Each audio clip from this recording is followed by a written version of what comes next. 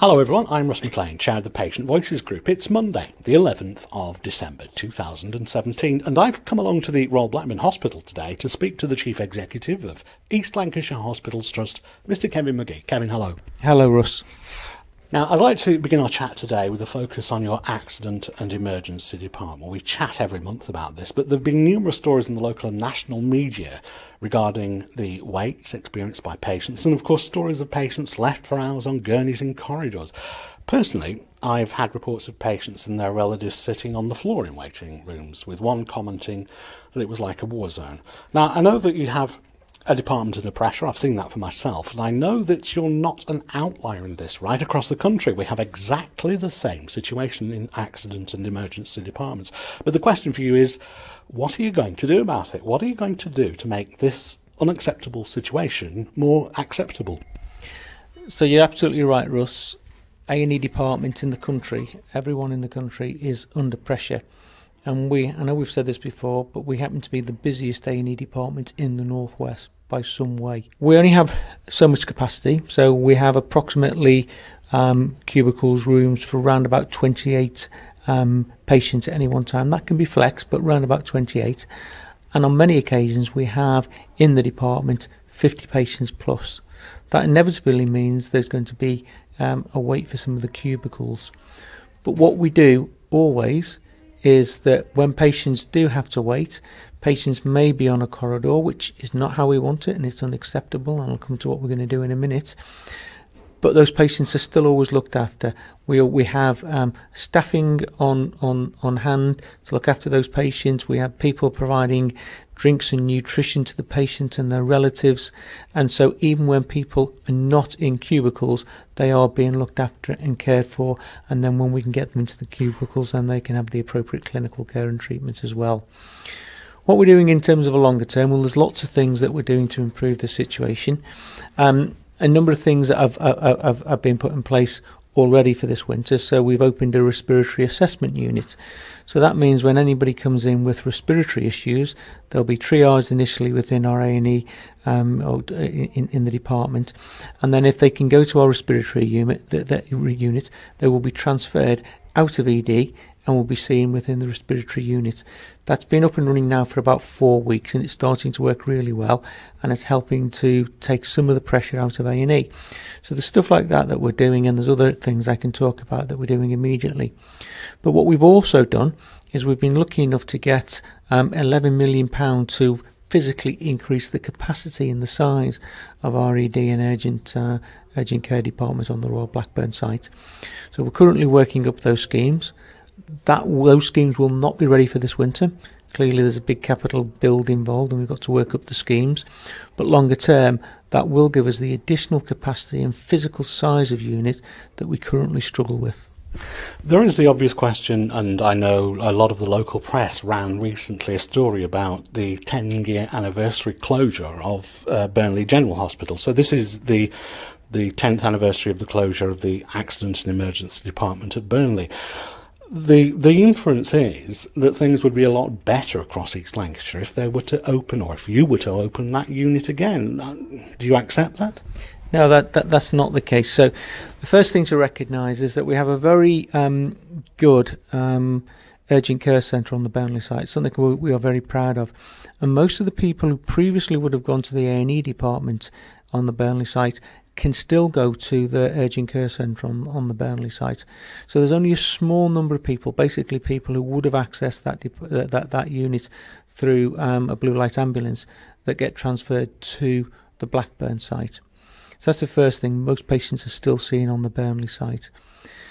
But the issue that we face in terms of the ED department is, one, the physical space I talked about, but more importantly, it's just having the appropriate number of doctors and nurses. So it's not about funding, but there is a national shortage of doctors and nurses in ED departments and urgent care departments, and we struggle with that. So if I had to split some of the A&E consultants more widely, rather than concentrating them mainly on the Blackburn site, I would have more of a problem in terms of how I keep the department safe and look after patients safely. So it absolutely is not the right call to reopen the full A&E department within the Burnley site. But what it is that we can continue to invest on service on the Burnley site. We continue to put services around the urgent care service, and we try and signpost patients appropriately who can go to Burnley to go there, because we still get people turning up at the Blackburn site who could have more appropriately been seen at Burnley or one of our other urgent care centres, such as in Accrington or the minor injuries unit in Rosendale. One of the questions that I'm occasionally getting asked by patients is the question about ambulance handover. So I understand that this is, from my understanding, meant to happen within 30 minutes. A lot of times people are seeing ambulances queued up outside your ED, the Accident and Emergency Department. And so the question is, what on earth would happen if there was a major incident, or indeed someone needed an ambulance and they were all tied up outside your ED? So we're working very hard with ambulance colleagues to make sure that handover and the handovers do occur within 30 minutes. As with the rest of the system, there is occasions when it gets incredibly busy, and there are occasions when it goes over 30 minutes. But we are working very, very closely and working very well with North West Ambulance colleagues to make sure that those delays for handovers are minimised.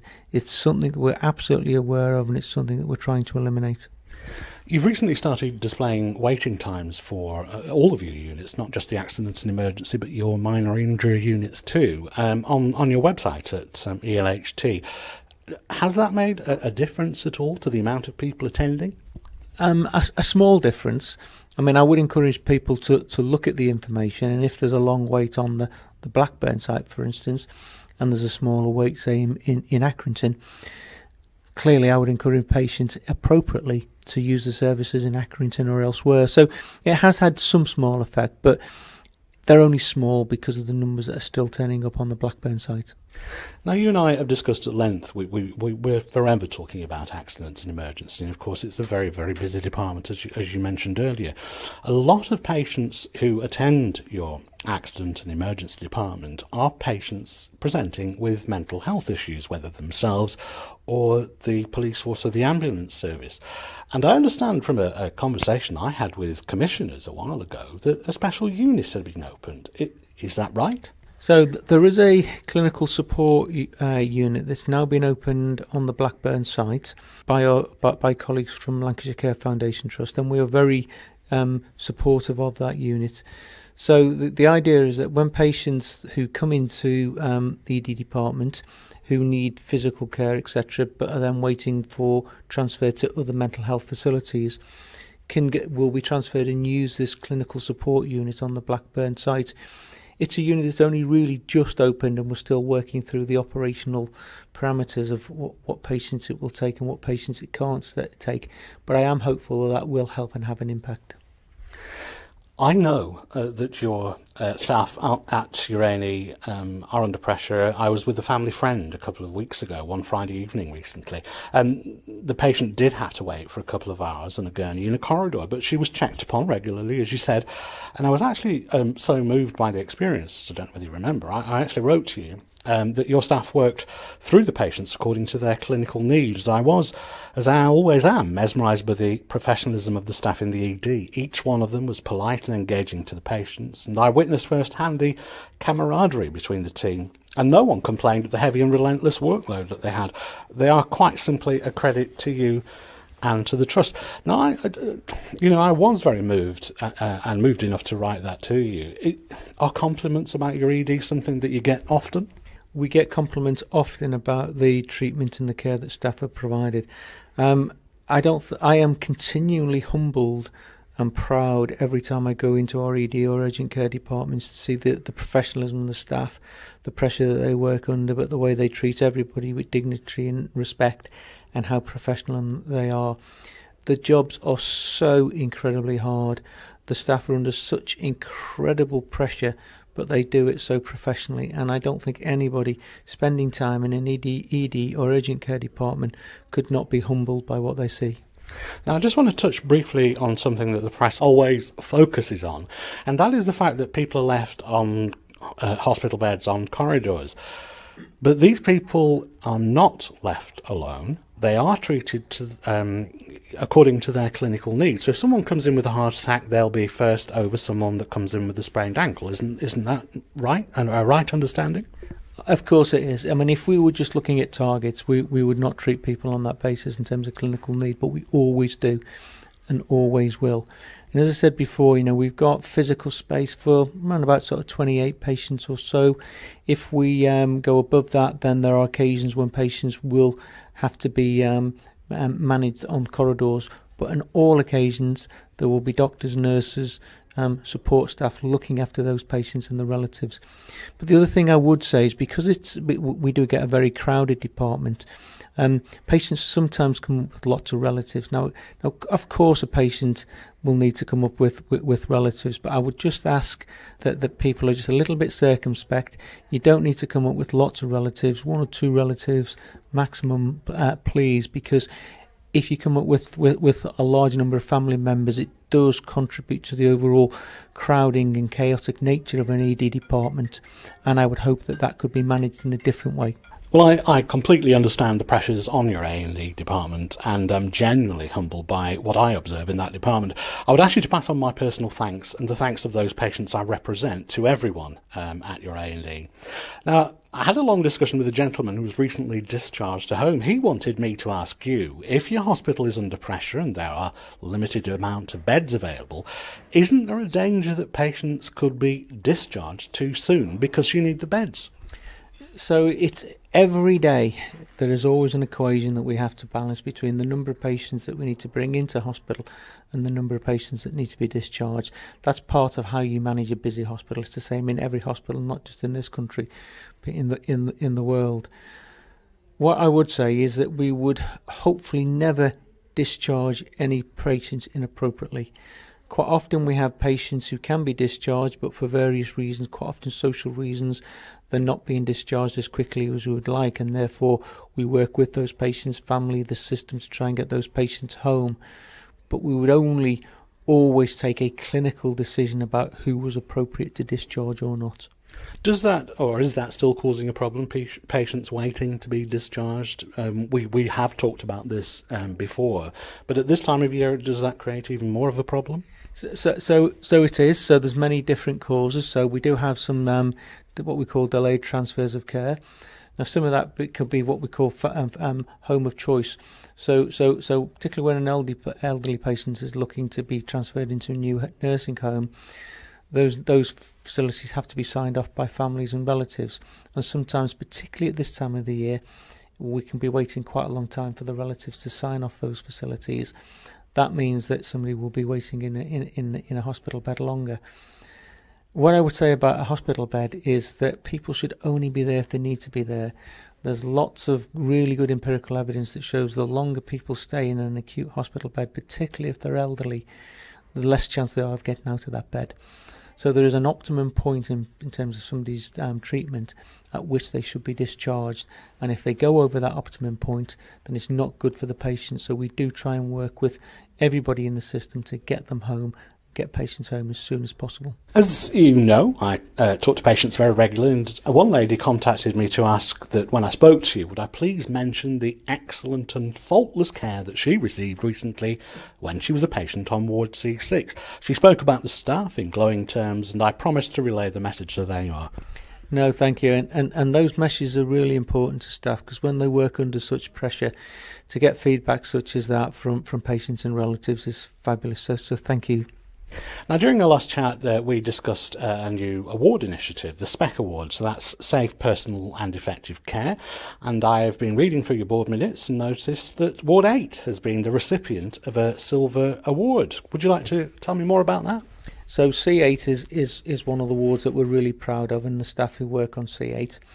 So this Safe, Personal Effective Award is it's given to a ward that's assessed on 3 separate occasions over many months, and on each occasion they come up with a green award.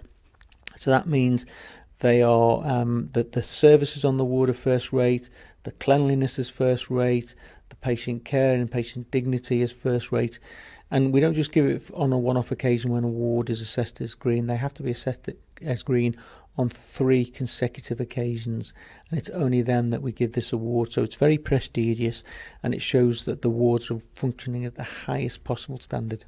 Well, please pass on my thanks and congratulations to Ward C8. Now, I've had a number of staff contact me recently concerned that they aren't getting their breaks because they're so busy. Are your wards understaffed, Kevin? I guess that there is a real difference between safe staffing levels and having enough staff to ensure that everyone gets the right breaks. So I think, as we've discussed previously, Russ, we have invested an awful lot of money over the last few years in additional nursing staff, and we continue to invest in additional nursing staff, so we have safe staffing levels. What happens is every year we have to review this, because if you think about our population, we've got an ageing population, the acuity, i.e. the poorliness of patients, is increasing year on year, and so the requirements for nursing and nursing numbers increases.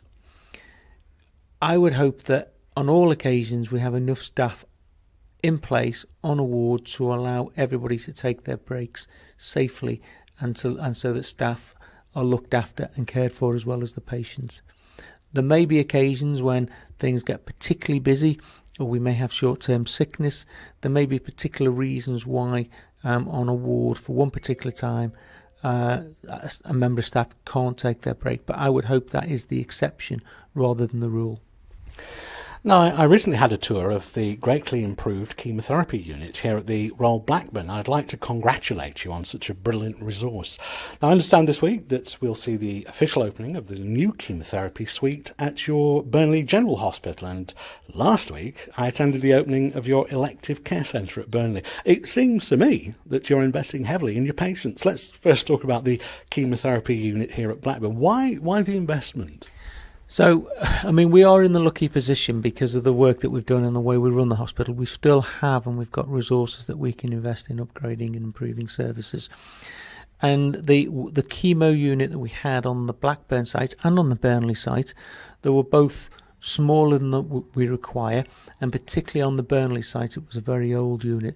So we've invested many millions of pounds over the last couple of years in improving those services on both of the sites, and we now feel we've got state-of-the-art facilities both at Blackburn and at Burnley.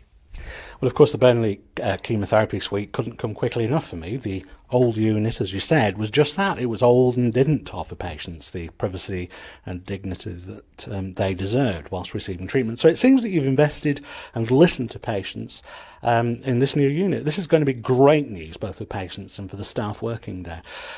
Now, the Elective Care Centre at Burnley General Hospital had its official opening last week, and I was there when the Mayor of Burnley and ELHT Chair, Professor Fairhurst, proudly opened the unit. How much of a difference, Kevin, do you think that will make to your patient flow at both of the sites?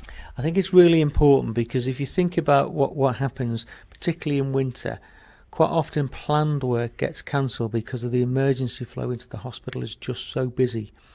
What we can do here, because we've got the elective centre now on the Burnley site, we can ring fence that activity. It's taken away from the emergency flow on the Blackburn site, and we can virtually guarantee that the work will go ahead on the Burnley site and will not be cancelled. So it's really important in terms of keeping our referral to treatment times on track. It's really important so that patients don't get planned activity cancelled, and it's a really important patient safety and patient experience initiative. Let's now talk about car parks, and the Trust has in the past been heavily criticised by staff and patients about the lack of car parking space. So I was very pleased to see that the work has started on the new car park on Old Bank Lane. How many spaces will there be, Kevin, and when do you think that will be completed? So we think there's going to be around about 400 new spaces on the site. It's going to take a number of months to complete because it's a big site and there's a lot of work to be done. It's been done in conjunction with Blackburn, with Darwin Unitary Local Authority. So it's a great piece of partnership working. It's something that will ease congestion in terms of coming into the hospital and along the approach roads. I think it is good news for us because it has been one of our problems. But there's also, we're investing in new car parking in the Clitheroe site as well. And over the next 10 weeks, there's going to be 43 new spaces opened on the Clitheroe site. And again, that's because, with feedback that we got from patients and relatives, is that it was a busy site, it's very difficult to park. So again, we've been working with local authority colleagues to see how we can improve access to the site and improve parking, which we've done. There have been a number of negotiations ongoing for a while between the Trusts and Blackburn with Darwen Borough Council and Lancashire County Council regarding the widening of the road on the approach to the hospital. Is that any further along? We continue to have those conversations. Clearly that's outside of my jurisdiction and it's for local government colleagues to resolve, but we keep on making the case. We want to bring more activity onto the Blackburn site. We've got a great services here. We've got a great hospital. But if we want to bring more services to Blackburn, we need to improve access to the site, and that's a case I continually make to the local authority colleagues. In a recent BBC Panorama programme, it was reported that the Trust had one of the highest rates of sepsis in hospitals across the country. Could you give me an assurance that the Trust is working to reduce the number of sepsis cases and explain how you're going to achieve that? So sepsis is something that we are acutely aware of. We've got a very detailed programme that works through all the checklists around sepsis and what should be done and when it should be done and the clinical interventions that are required. But I have to say we didn't recognise those figures that were shown in the BBC programme, and we have challenged those figures because we don't think they're as high as they've shown. That's not to say there's not more work for us to do, and we've got a very detailed programme that all our clinicians are working with. So when anybody comes into hospital and when they're discharged, they go through a very detailed sepsis checklist to make sure that sepsis doesn't happen, and if there is any occasion when it happens, it's managed appropriately. And I understand that you've formed a task group to tackle just that, and that they meet very regularly. They do. It's led by senior clinicians, professionals, doctors and nurses within the organisation, and they're very clear what they need to do to manage sepsis and to try and reduce it as much as possible.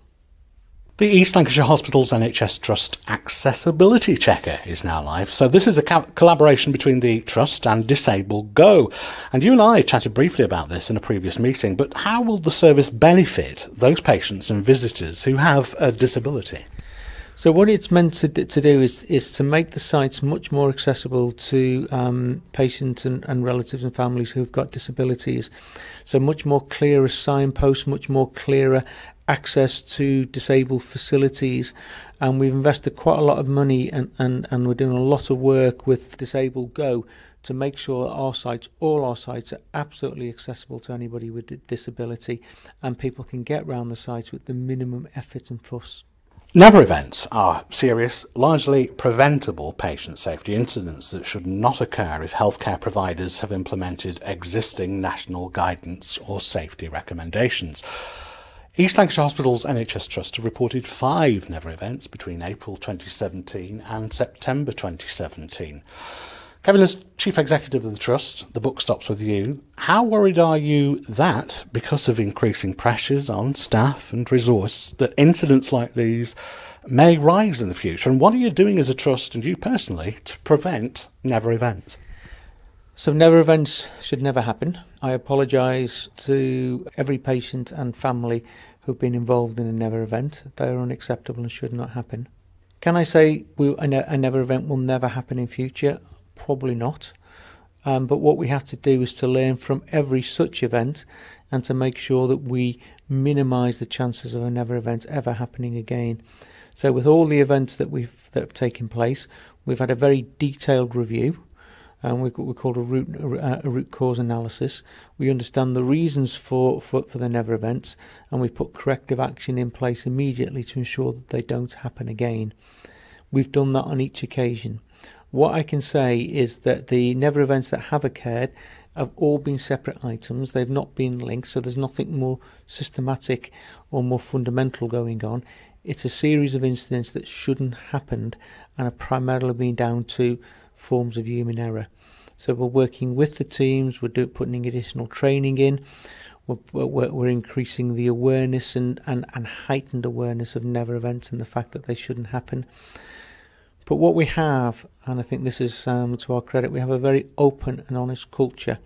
And so if anything does go wrong, we absolutely ensure that it's completely open and transparent, it's reported fully and widely, and that we take the absolute best learning we can from it.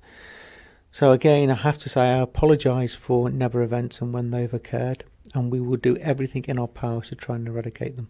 The Lancashire Telegraph recently ran a story on staff sickness rates at East Lancashire Hospitals Trust, and I commented on that story by saying that the type of job and the public-facing nature of that job clearly puts an enormous pressure on the staff.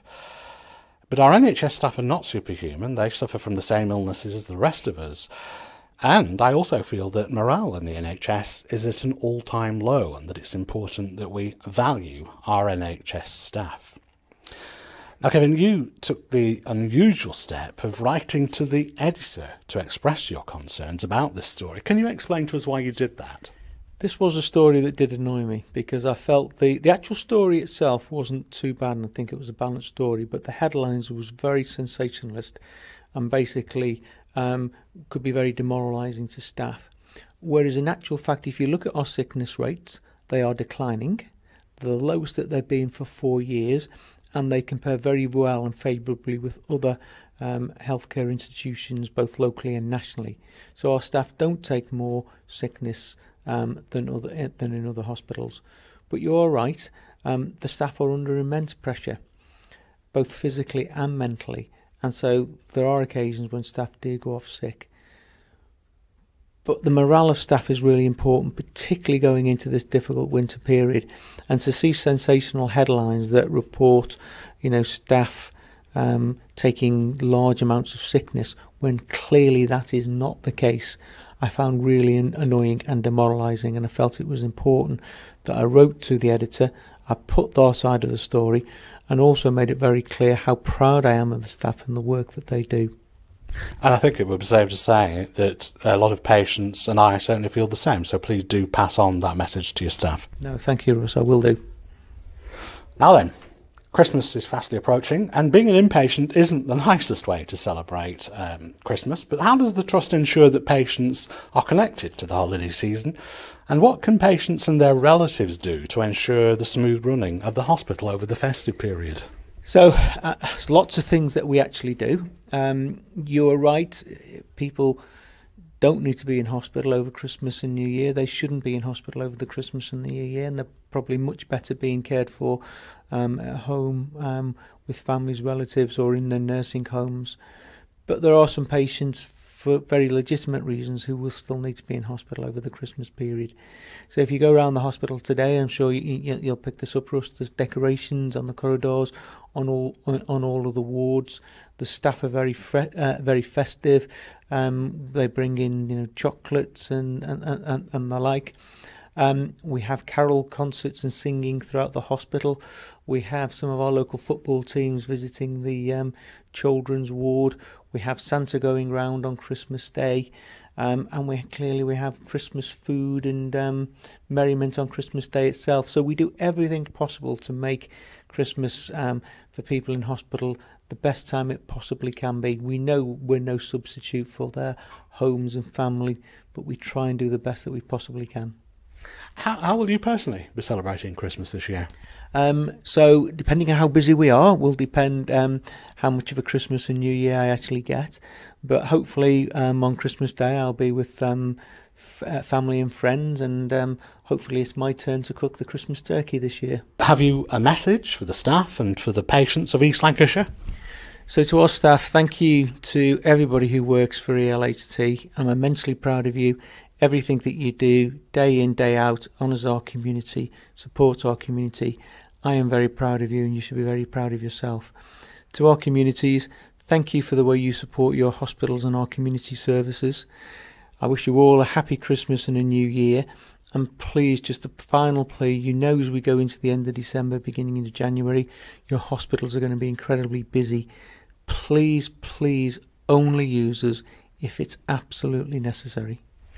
Well, on behalf of those patients that I represent, I'd like to take this opportunity to wish you and your staff the very best wishes for the festive season. And please, Kevin, do pass on my sincere thanks to those staff who will give up their festivities to ensure that we are cared for over the Christmas period. It is appreciated. Season's greetings to everyone here at ELHT for a very Merry Christmas and a Happy New Year. Kevin McGee, Chief Executive of East Lancashire Hospitals Trust, thank you and Merry Christmas. Thank you, Russ, and thanks for all your support and help. Now, please remember to send your questions for the Chief Exec to the address at the end of this presentation. To all our listeners near and far, Happy Christmas and thank you for listening.